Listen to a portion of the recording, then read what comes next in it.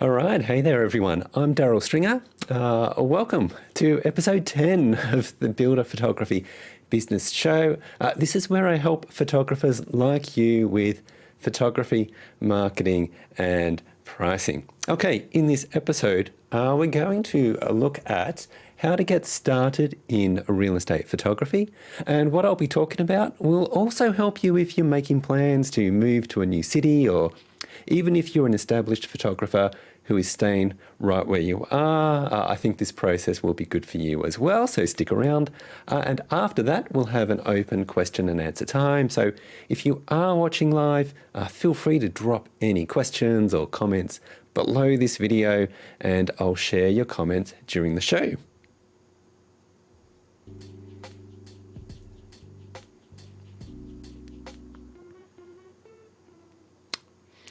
All right, how do you get started in real estate photography, or what can you do to reinvigorate an established business, or perhaps start again in a new location? That's what we're going to look at in this session, because I think there's a lot of confusion around how to start doing real estate photography.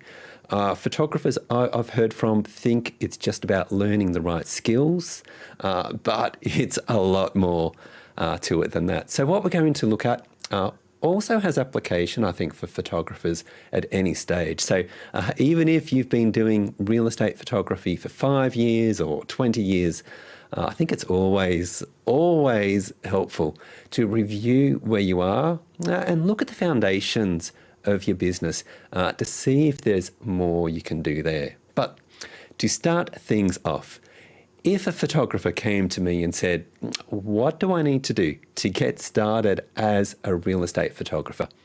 I'd suggest that there are 7 areas that I think need to be functioning well. And in terms of the process, I think I'd break it down into maybe 3 different stages. So stage 1 and stage 2 is where you build your foundation and get things going. And it's not until stage 3 where you start working with paying clients. So during stage 1, you'll want to work on your skills, your online presence, your numbers, the growth of your business and how that will happen, add-on services and the upselling of those services, time management, and also brand positioning. And so just to be clear, you'll work on each of those during stage 1. You'll develop them further in stage 2, okay? And you start working with clients in stage 3. So let's go through these stage 1 activities, and we'll start by looking at the skills you need. But before you can work on your skills, you probably need to get the right gear. And if you are just getting started, then just about any DSLR or mirrorless camera will do the job for real estate photography. So, Canon, Nikon, Sony, they all do a great job. So just spend whatever your budget can afford. I've got an old Canon 5D Mark II here. It does a great job with still photography. So the camera body you currently have might be just fine. The only caveat I would give there is that you may want to be offering video services in addition to still photography. So having a camera that can also shoot 4K video is going to be helpful there. Now, I don't want to get bogged down in details like about the gear, getting really, nitty gritty, but very, very quickly, here's what else you'll need as well. Firstly, a wide angle lens out to at least 17 or 18 mil, plus some longer focal lengths so you can get some detail shots there. On here, I've got a Canon 17 to 40 L series lens. It's been a very, very effective for me. So, something like that, you don't have to spend a lot. You'll also need a really strong, steady tripod. You can't wobble around with this, so get something strong there. A tripod head is important, and I'd recommend a geared head rather than a ball head. I've been happy with this Manfrotto 3-way head, and it's geared, so it just means that it's you can make fine adjustments to it. just by turning the gears, if you like. So it just means that you can get really precise with lining things up and getting your compositions and everything right. Those verticals in architectural work are really important. So the geared head allows you to get really precise with that. There are a lot of options out there though, so just make sure it's a geared head if you can. You'll also need at least one flash or speed light that you can use off camera. Just make sure it's got a lot of power so you can overcome the shadows on a bright sunny day.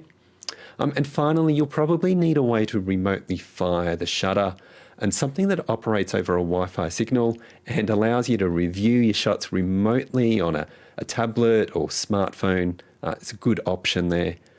Some cameras have Wi-Fi built in, which is great. Otherwise, something like this is just the older Cam Ranger that you can connect to your camera body via USB. You just hook it in and then you can view everything that way. If you've got any questions about specific gear and what you should get, then drop a comment. I'd be happy to help you with your specific situation.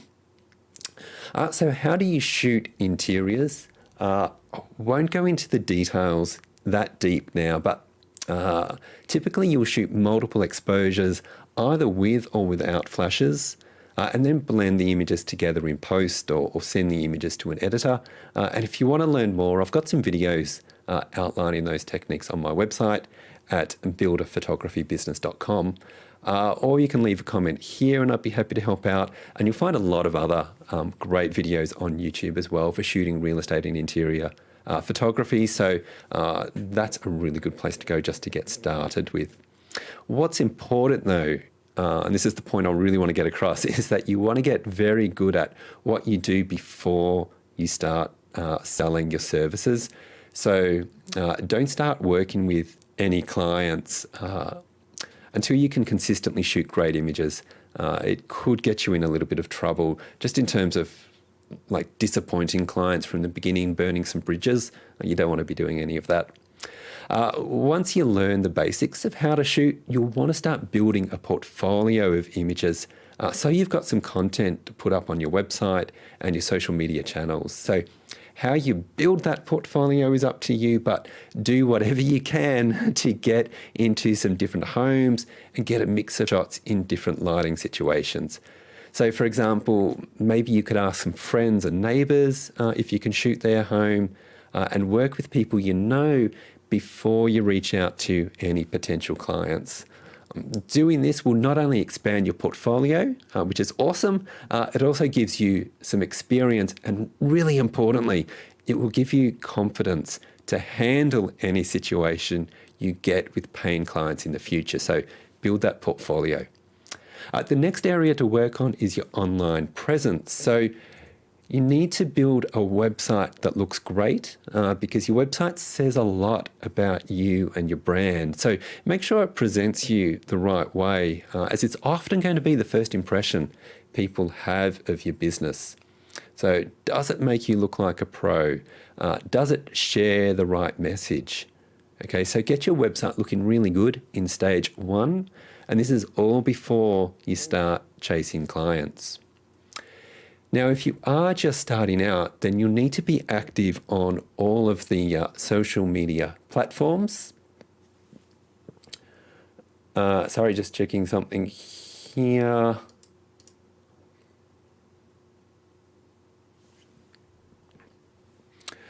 So this is more than just starting a page. You need to get content up there. So on Instagram, share at least 12 images so you complete your grid.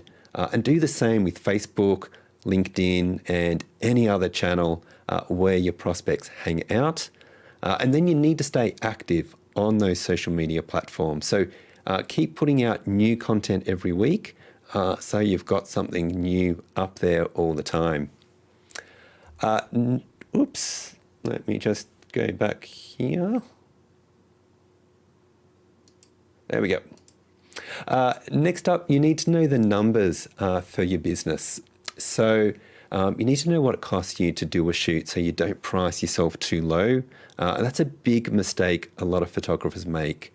You don't want to start too cheap as that makes it too hard to raise your prices later.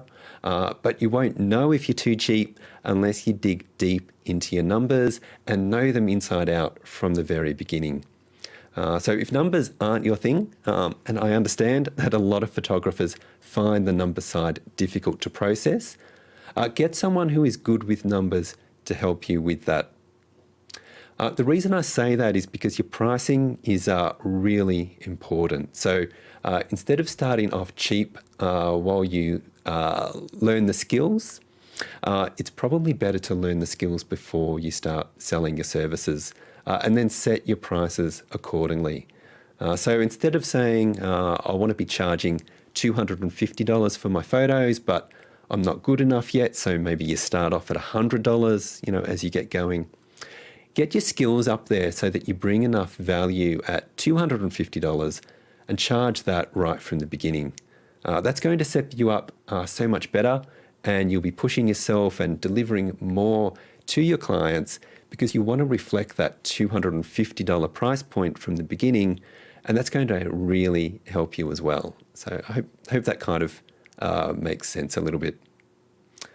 The next area to work on is in stage 1 is your growth, and you'll want to start by identifying your potential clients so you know who your target audience is and how many of them are in your area. So find your targets, learn about them, learn about your industry and your local market, and spend some time learning about their needs and find out where you can help them. Now, this is important because you need to know this stuff so you know how to engage with them and how you're going to connect with them. Okay, so put some time in there. What's next? All right, real estate photography is not a high income service, so you want to get as much revenue from each job as possible. And the way to do this is to upsell additional services like video, floor plans, 360 tours, drone shots, and anything else you can offer. Again, this is something you want to work on from the beginning. So in stage 1, you'll need to master these extra skills, or at least make plans for how you could hire staff, or maybe subcontract some other people in to do it. Whatever it is you do, just make sure your business can deliver services beyond photography, because that's really going to make a big difference to your profit margin for each job that you do. The next area to work on is time management, and this is important because a lot of photographers struggle with real estate photography, sucking up so much time for each individual job, but then they don't charge enough to justify spending 8 hours or something on a single project. So during stage 1, work on how you'll manage your time, and 2 things you can do there are to firstly outsource your photo editing to another party, and secondly, set up booking and invoicing processes that are automated so you don't need to deal with that each day. A lot of photographers say that they have time to do everything themselves, but as I've said in a previous video, if it's cheaper for you to edit the photos yourself than to outsource them, then you're probably not charging enough for your time, and that's a big problem. So you want to get that right.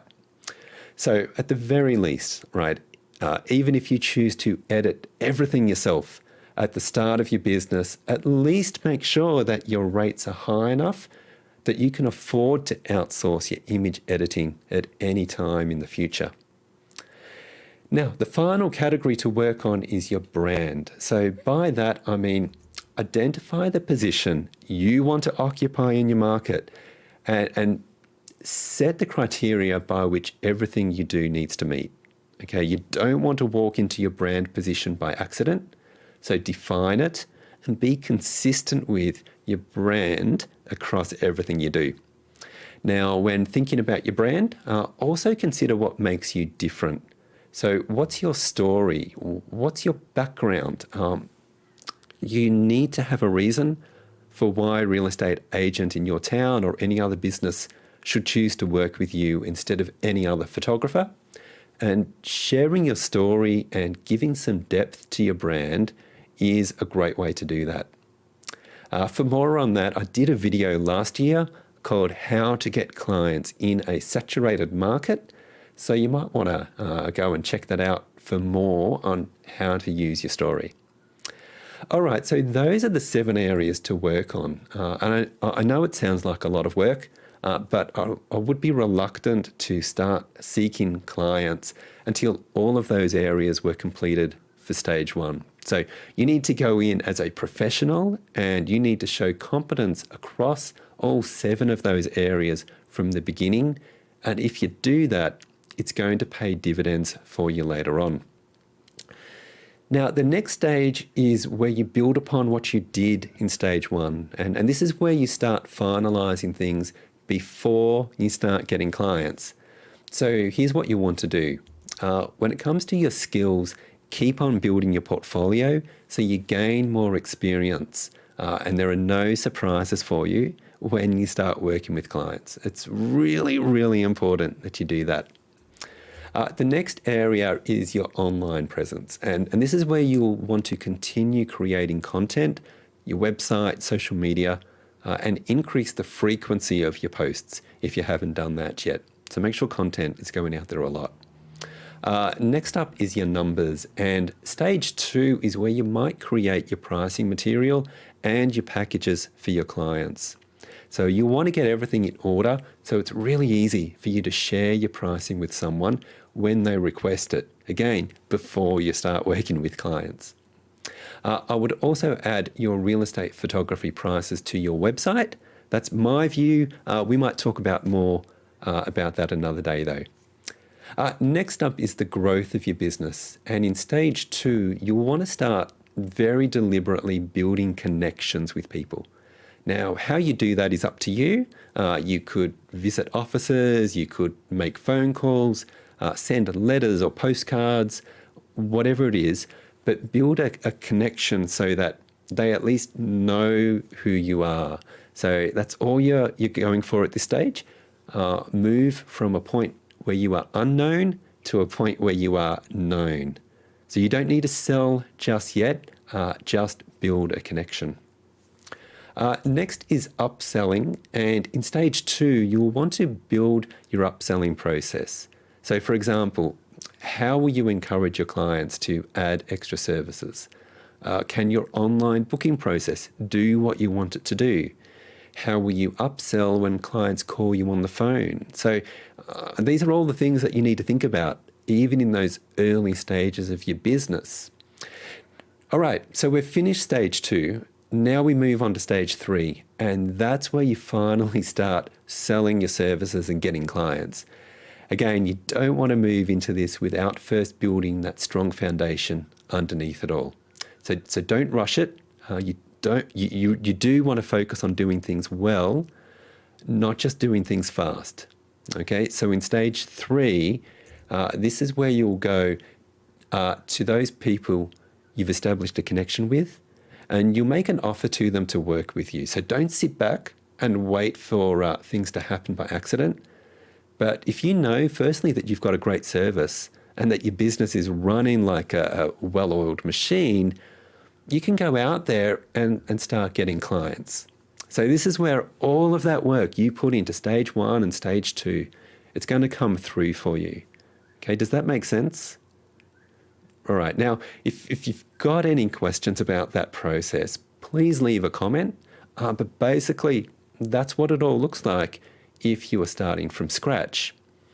So the next question then is, what if you're already established in one area as a real estate photographer and you're moving to a new town or a new city?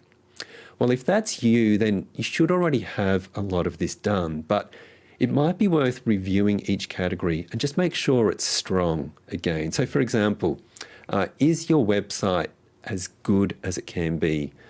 Do you know your numbers, and are they updated for the new area you're in? So living expenses might change if you're moving from a small town into a big city, so your pricing will change. Have you clearly defined your brand, or is this move, maybe it's a good time for you to reposition your brand so you attract a different type of customer? So these are all things you need to work on. And then really it comes down to identifying your target market and building connections. So I would invest most of your time into doing that. And if the rest of your foundation is strong, it shouldn't take long for you to get some new clients in that new city. So moving on then, what can you do with this model if you're already established in one area and you're staying there? Again, I would go through each of those 7 categories and see where you could improve and be really critical of your business. So for example, do you need to put more work into your online presence? Is your website ranking on page 1 for local search terms? And are you getting good engagement numbers on Instagram and Facebook and elsewhere? So have a look at your analytics for your channels, see if there's any room for improvement there. So what type of posts are performing well? What other types of content could you be sharing? So dig really deep into it. Spend some time carefully planning your social media content. Next, maybe you need to check, have you got your numbers right? Or do you need to increase your fees? And importantly, are you maximizing the revenue for each individual job that you do by encouraging your clients to book additional services? So if you've been focusing too long on just the photography side, and if you've been neglecting the business side and the systems you've established in your business, then these are the things that you'll need to work on at the moment. So next on the list, are you doing enough to actively grow your business? A lot of photographers really struggle with this. So take a step back and plan your growth strategies instead of just being haphazard about it. Another thing, how well are you managing your time? Now, this is a big issue, I know, for a lot of real estate photographers, but you can get it under control and have a viable business. And it comes down to outsourcing and automating things wherever you can so that things happen without you needing to do it all yourself. Finally, have you clearly defined your brand? And are you consistent in the delivery of your message and content? So these are all areas for you to think about, even if you've got years of experience behind you. I know a lot of photographers rushed things when they got started years and years ago. So maybe some of you established photographers also need to go back to some of this foundation stuff and take another look at all of that. So go to each of those 7 areas. And if you're not a 10 out of 10 for any of them, maybe take some time to make some changes to it. Now, if you have any questions about that, as always, leave a comment below. I'll try and help you if I can, or if you want some one-to-one coaching on any of this, drop me a message about that as well.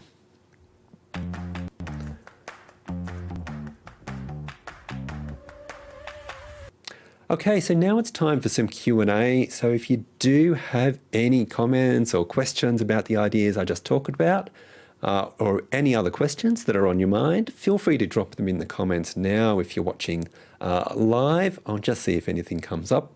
Otherwise, if you're watching this later on, you can always drop comments there too, and I'll definitely check those out and get back to you. But just look again over this whole process, whether you're starting out in real estate photography or if you're well established.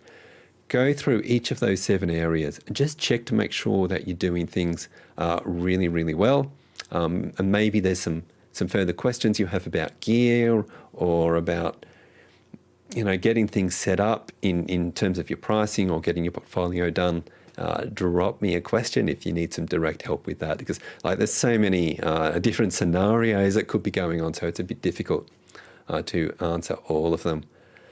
Okay, I think that's about it. I'm not seeing any questions pop up yet, so if there are, I'll get to those later. If you aren't following me, then here's where you'll find me on social media. I'm on Facebook and Instagram and YouTube at Build a Photo Business. So you come and find me there, subscribe to my channel, and I'll be sharing more of these videos every couple of weeks. So hopefully this is helpful for you. All right, look, thanks everyone. It's really great to join you today. I hope that was really helpful for you, and I'll see you next time. All right, bye for now.